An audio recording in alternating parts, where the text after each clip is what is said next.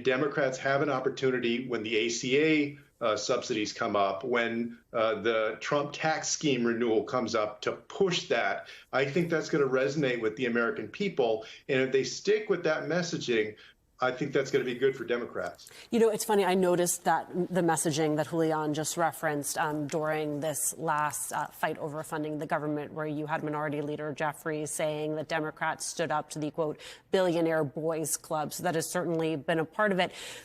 There's that piece of it. There's also the piece of it that's the Russell Votes of the world, right? That are the people who the first time around perhaps did not understand how they could fully leverage government resources in service of the policies they wanted. But one, they had time in government. Then they had time in between the Trump administration 1.0 and the Biden administration, now the Trump 2.0, in which to prepare and learn. And so they are coming in armed and ready in a way that they were not the first time around. And that makes it fundamentally different. That's absolutely true.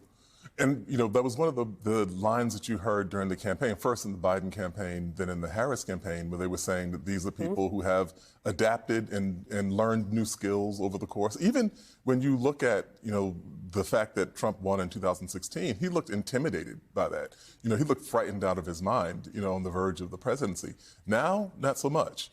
And so, contrary at the risk of contradicting myself, the other side of this is that they are likely to be more efficient, likely to be more effective. It also means that there's a higher possibility of overreach.